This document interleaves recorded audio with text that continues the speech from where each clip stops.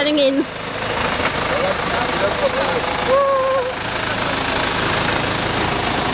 Okay, stops. Too fast, too fast.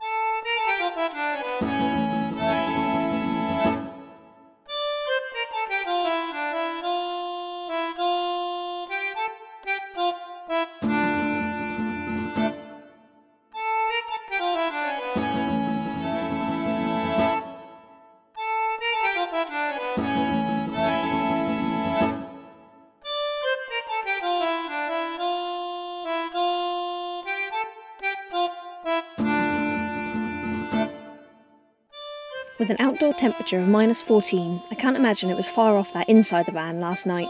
Everything had frozen and our engine was refusing to start. That sounds like a starter motor.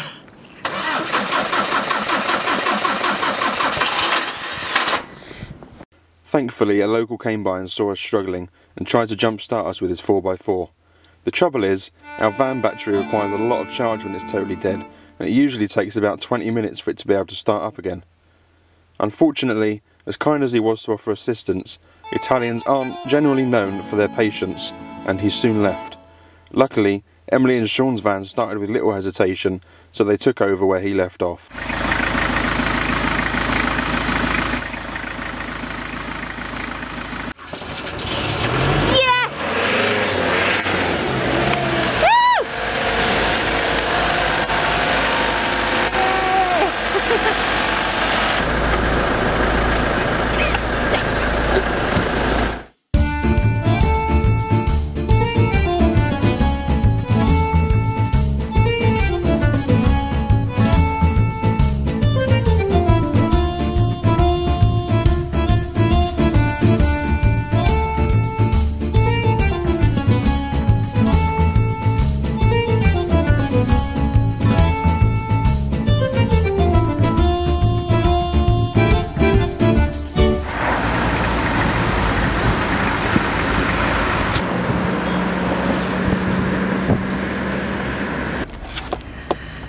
Morning guys, so after about 2 hours we finally managed to get our van started this morning. We think it might have got down to around -14 last night, possibly.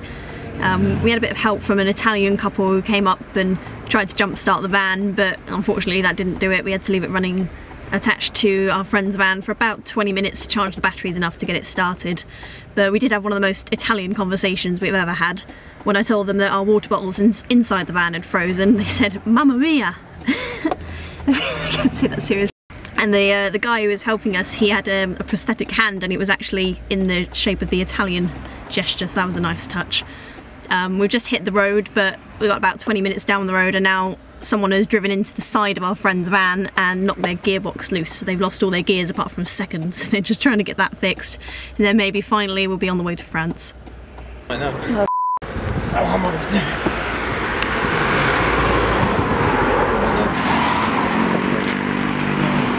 Whilst we were waiting for the others, we went and got some fuel.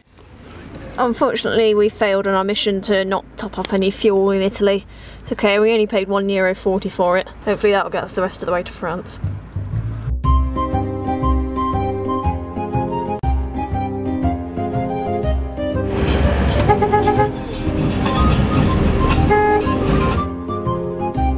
After Sean had managed to put his gearbox back together, and after we'd spent a lot of money on not a lot of diesel, we hit the road again.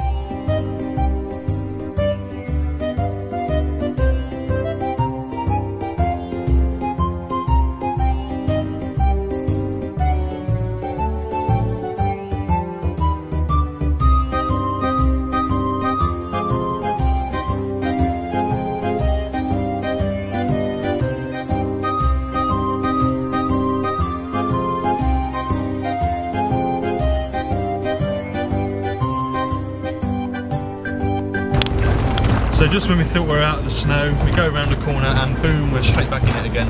All the cars are coming round with like 5 to 10 centimetres on their roofs. We're so close to France now, so we'll just have to wait and see what happens when we get there, but we're definitely not out of the wintry storm yet.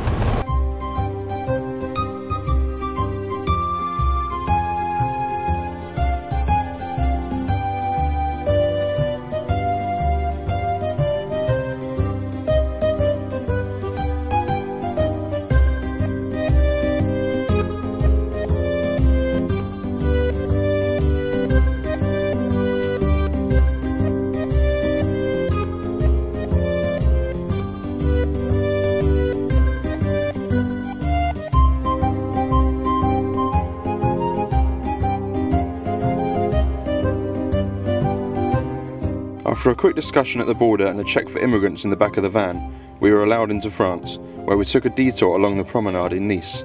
We were on our way to meet Tom and Chloe from travelling Panda, who were waiting for us in a forest car park about an hour away.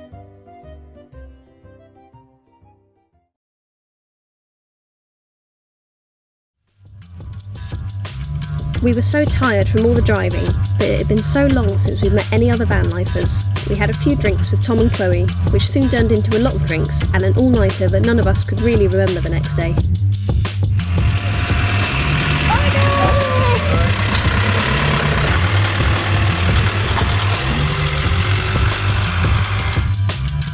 Once we'd recovered from our hangovers, we said goodbye and hit the road again.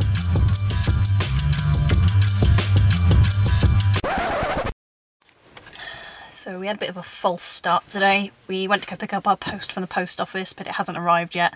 So we asked if they could send it over to the Pyrenees, and they said they'd try, but they weren't sure. So we thought we'll just make the move anyway, we'll just get going, head in that direction. And then we ended up taking a toll road in the wrong direction, so we paid €2.30 just to go back to Nice. And now it's started snowing quite a bit, so we're right back where we started. And we're going to try again tomorrow.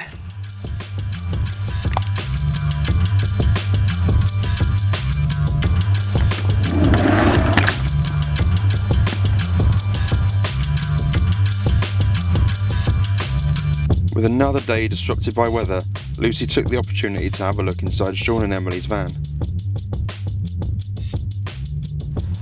That's our heating system and cooker.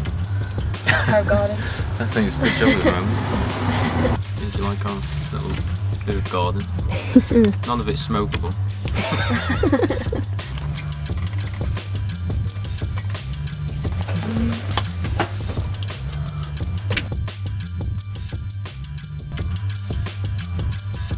Got the bed up there. A mess in there. And storage underneath for antiques. Yep. And a bar, sort of. And the bar.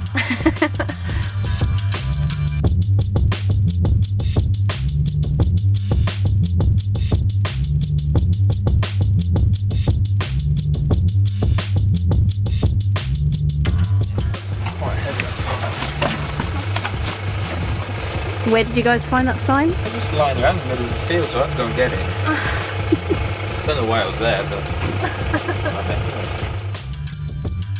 As we settled in for another cold night in the van, all we could think about was getting to our final destination for this leg of the journey, which was some hot, sulphuric waters hidden away in the Pyrenees mountains. Although at this moment, it felt like we'd never get there.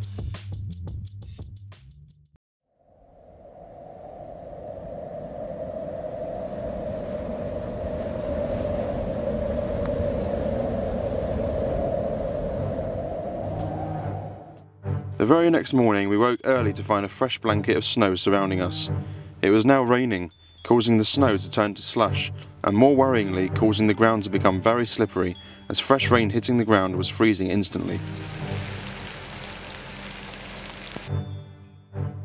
We set off, hoping to get out of the snow quickly before the roads became too slippery. If only.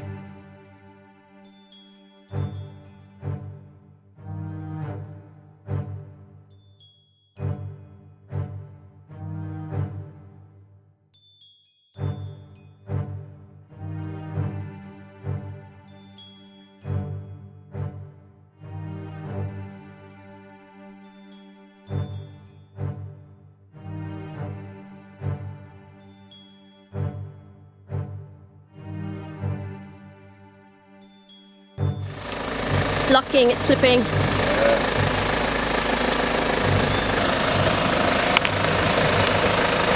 Keep turning in.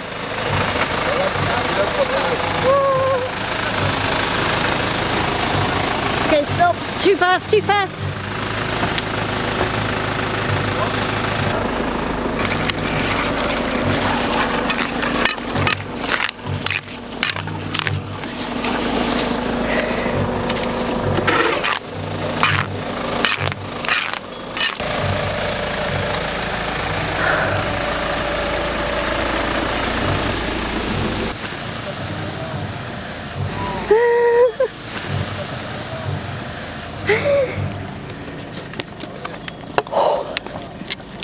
Merci. You're welcome. It is going to be okay after that. Il n'y a pas encore de descente? No, no, no, it's finished. Oh. I'm just putting on your... Oh, yeah. Thank you so much. Thank you. Welcome. That's horrible. Oh goodness. Là, vous pouvez sortir. Hein. Oui. On va laisser les autres essayer. Oui, parce qu'ils vont tous passer par là. D'accord. Donc il faut que vous dégagiez. Ok. Là après, sur la droite, vous êtes, ça va être. D'accord. La route est dégagée. D'accord, merci beaucoup. Merci. Bonne journée.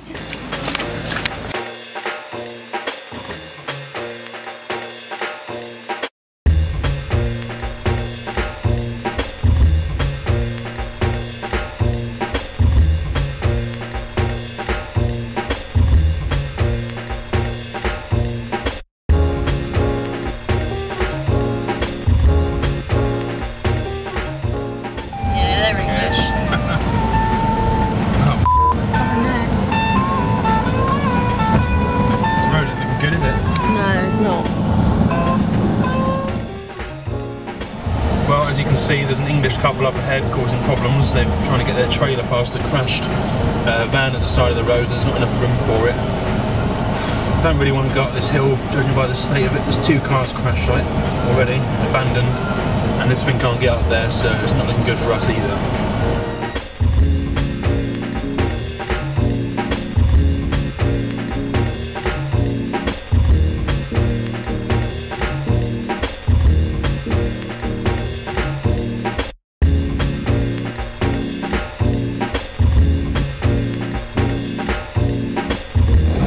Another one. Oh my god, no.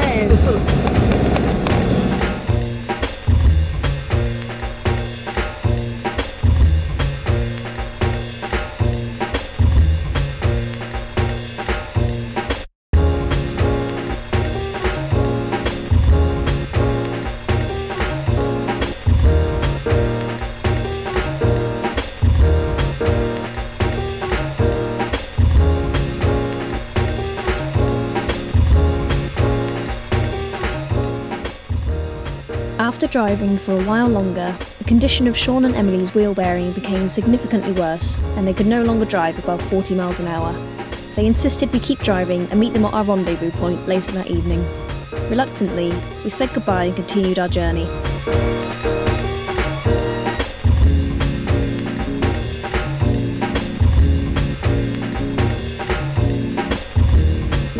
Unfortunately, the others never made it to us that evening. Their van just wasn't playing ball and they stopped around Montpellier.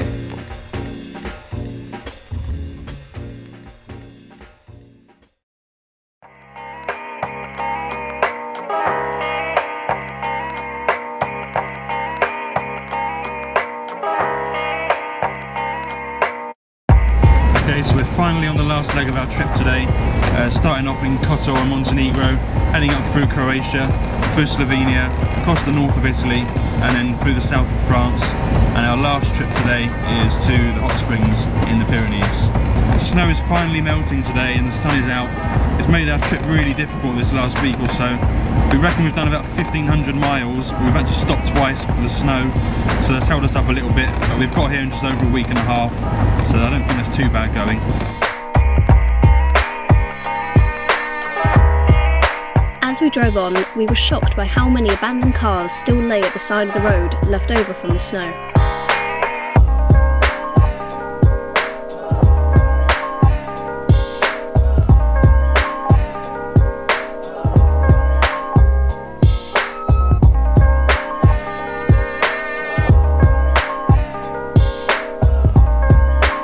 We were so close to the hot springs we could almost smell the sulphur. But just an hour away from them, France gave us one final surprise, much to Ben's enjoyment.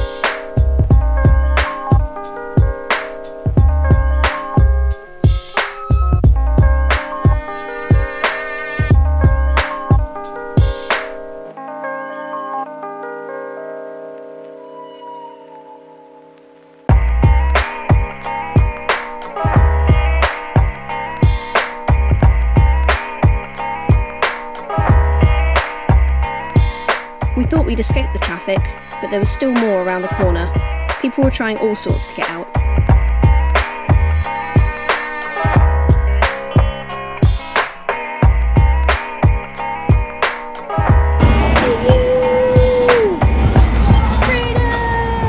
Well, we've just been stuck in traffic for the last hour or so, and we haven't seen anything like that for about 5 months since we was in the UK. And I've got to be honest, it's really making me just want to go straight back to the Balkans. I'm sick of it already. But we're really close to our park up for the night, and I just cannot wait to get into this hot spring now more than ever. Can't wait.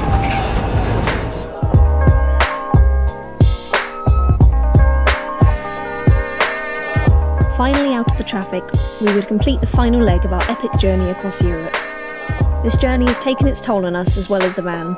We've covered 1,500 miles in the last week or so, crossing through 5 different countries, battling high winds, heavy snow and sub-freezing temperatures in our 2-van convoy.